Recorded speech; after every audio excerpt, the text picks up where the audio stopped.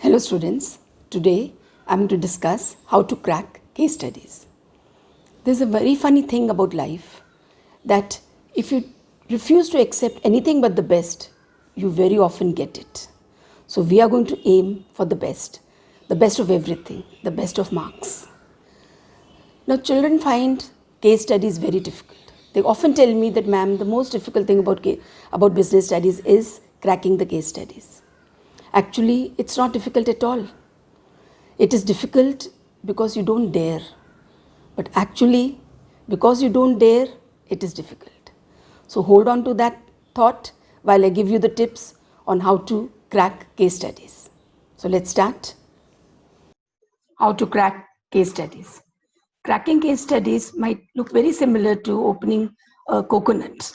Cracking a coconut is quite difficult. It looks very hard, but once you open it, you will find it filled with delicacies. Similarly with case studies. Once you learn how to crack case studies, then you will get all the benefits. So the first tip of how to crack case study is that first read what has been asked. Instead of reading the case study, first read the question that follows the case study. For example, in this case, types of plans have been asked. So first read the question and then go and read the case study so that you know exactly what you're looking for. If you read the case study first and then you read the question, then you'll have to again read the case study to find out what you're looking for. And that is going to take your time. So start with the question that has been asked and then go about attempting the case study. The second tip is that the case studies are always from NCERT. Either a line or a word or something from NCERT would definitely be there in the case study. So once we read the question that has been asked, they've told us to identify the concept.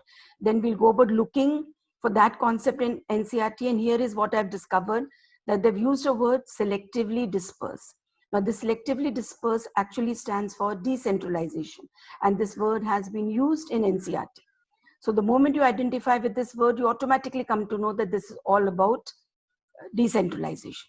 So there will be something or the other from NCERT. So rest assured that once you find that word, and you would have cracked your case study. Third tip is quickly recollect what is asked. So when you read the question that has been asked, like in this case, the 3 steps in staffing have been asked, then quickly write down those steps, because sometimes what happens when you read the case study, you may not be able to recollect the steps. You forget. Many students have told me that, ma'am, I knew all the steps, but when I read the case study, I just couldn't remember them. Because as it is cracking case study, some students find it a little difficult. And therefore, if you find such a problem while you are doing the case studies, you must always write down those points that have been asked so that you don't forget when you are reading the case study. So just recoup it and write it down in a pencil quickly. And then when you're reading the case study, you will be able to identify as to which particular step is being talked about. Then always underline the keywords. The case study will have a number of keywords. First, read the question. That is the first point. Read the question and see what you are supposed to look for. And once you find those words, underline them. For example, the functions were asked. So employment means staffing. Not able to meet the target means controlling. Then the second point said the name, the concept, that is recommend their friends and relatives, that means employee recommendation. So if you keep on underlining these words, then you will be able to target the answer better. So it is always important that you underline the keywords. Otherwise, you'll have to keep on reading the case studies again and again. Then move on. If there's any particular point that you are not able to remember, don't keep on thinking about it. Just move on to the next question. Chances are that you will remember it later on, and then you can always come and write. Don't keep brooding on that particular thing. Focus on the donut, not the hole. So what is important is what you know, what you can recollect, and what you have to write. What you're going to write is going to fetch you marks. Don't keep thinking about those answers that you don't know. So don't look at the whole, look at the donut, look at the entire piece, entire thing.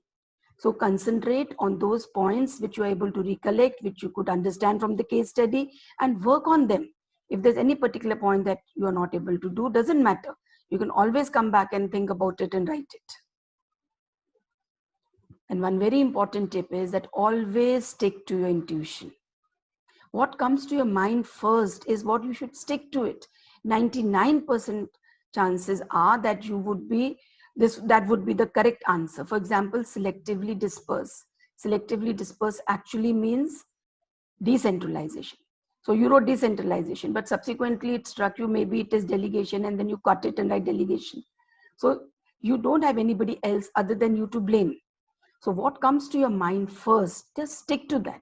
Chances are that you're going to be correct, because this might have been somewhere in your subconscious mind. You might have read NCERT and this point stuck you, and therefore it is in your subconscious mind. You may not be very sure about it, but it is very much there. So chances are that this answer that you first thought of is correct.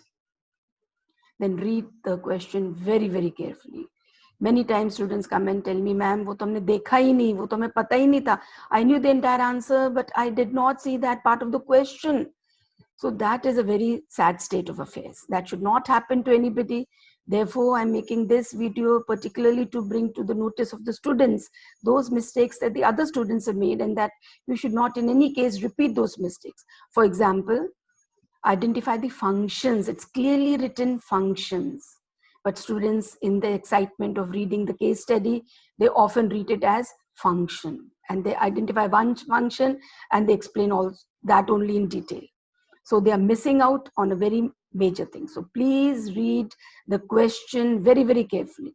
That is why I told you right in the beginning, please read the question first, then read the case study. Then you can again read the question to see what was asked in the case study. Finally, don't overdo case studies. Case studies are from NCERT. So if you learn NCERT properly, then you will be able to tackle any case study. If you keep on doing too many case studies, studying too many books and doing case studies, those case studies may not be relevant because they may not be a single line from NCERT. So those type of case studies will never come in the board. So therefore, concentrate more on NCERT and then tackle case studies. I hope you found these tips useful. In conclusion, I can only say that if I have 8 hours to chop a tree, I would spend 6 hours sharpening my axe. That means studying NCERT thoroughly is the need of the hour. You should know NCERT like the back of your hand. It should be on your tips. If you know NCERT thoroughly, then anything asked from NCERT in the form of a case study would not be very difficult for you to crack. So that's all in this video, children. Stay tuned for another video. Keep watching, keep subscribed, and do take very good care of yourself. Thank you.